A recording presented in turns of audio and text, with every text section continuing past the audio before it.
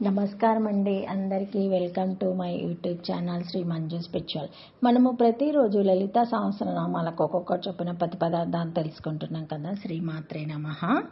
275 నామము భాను మన్నల మధ్యస్థ. ప్రతి పదార్థము సూర్యమండలము మధ్యన ఉండునది. భానుమన్నలస్య మధ్యే తిష్టాతిథి. భానుమండలం మధ్యన ఉన్నది. సంధ్యా సమయంలో పరమేశ్వరిని సూర్యమండలము మధ్యన ధ్యానించాలి అంటుంది మంత్రశాస్త్రము.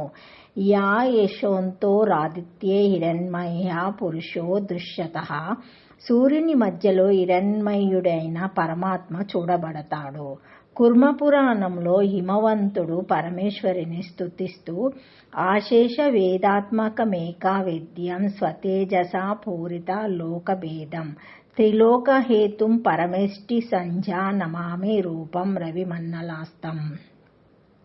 సమస్త వేద స్వరూపమైనటువంటిది, ముఖ్యంగా తెలియదగినది, తన తేజస్సుతో లోకాలను నిండింపజేసినది, ముల్లోకాలకు కారణభూతమైనది, పరమేష్టి అను సంధ్యాగలది అయిన ఆ దేవికి సూర్యమండలము మధ్యలో మొక్కుతాను.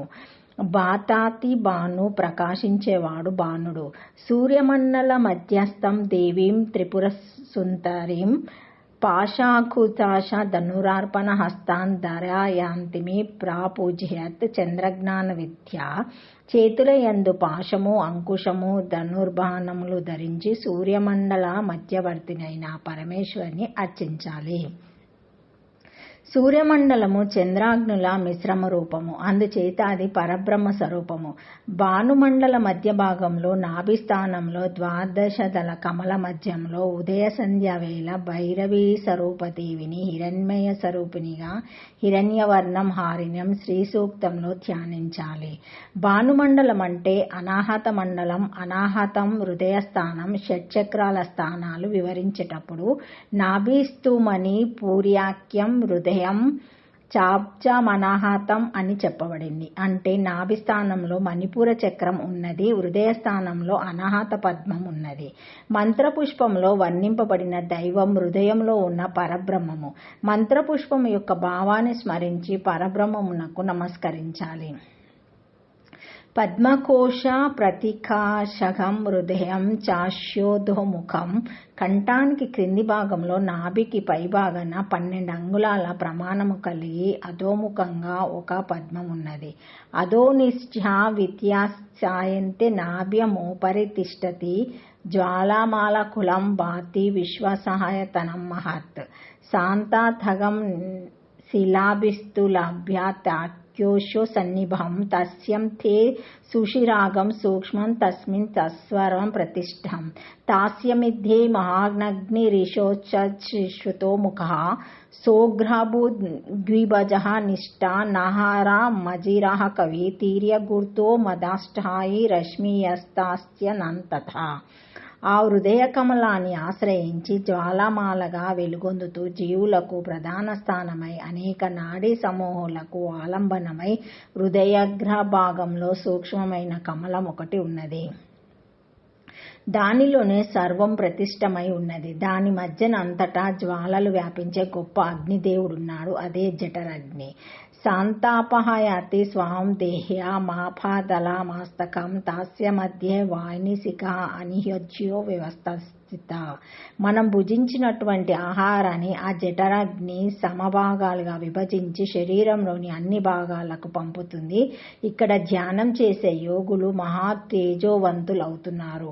నీలాతో యదా మధ్యస్థ దీదురులేకేవ భాస్వర నివార శుకతత్వ పిత భాస్వ తను మాపవ. ఈ జఠారగ్ని మధ్యలో సూక్ష్మమైన అగ్నిశిఖ పైకి ఎగుస్తూ ఉంటుంది. అది నీలమేఘ మధ్యన మెరుపు వలె ప్రకాశిస్తుంది. ధాన్యపు గింజ మూలికి వలె సూక్ష్మమై పచ్చని వనే కలిగి ఉంటుంది. తస్యోశిఖాయ మధ్యే పరమాత్మ వ్యవస్థిత. సా బ్రహ్మస్స శివ సహస్రి సేంతస్పోక్షర పరమహస్వరాత్.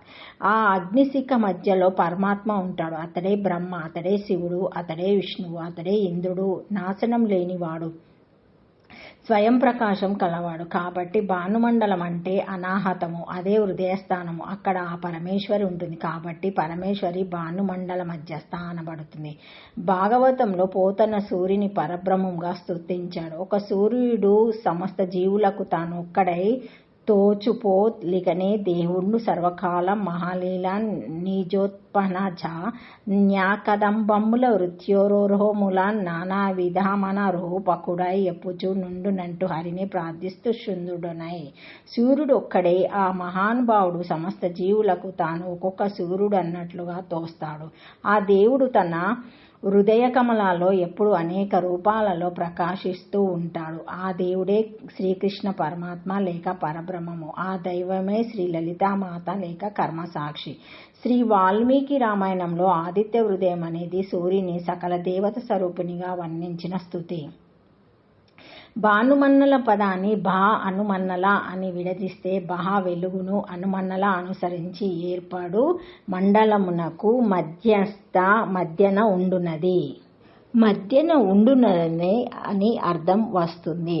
అంటే అమ్మవారు వెలుగుకు కేంద్రమని, వెలుగుకు ఉత్పత్తి స్థానమని అర్థాలు వస్తాయి. ఈ అర్థాన్ని బట్టి ఎప్పుడైనా ఎక్కడైనా ఎవరికి సంబంధించిందైనా వెలుగు లేదా తేజస్సు ఉంటే ఆ వెలుగుకు తేజస్సుకు ఉత్పత్తి కారణం అమ్మవారే, అంటే సూర్యుడు. అగ్ని ఇతర తారకాలన్నిటి వెలుగుకు అమ్మవారే కేంద్రం, కారణం కూడా. అమ్మవారు వెలుగుల ముద్ద.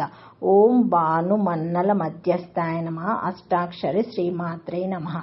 Thank you for watching my video. Please like, share, comment, subscribe to my channel.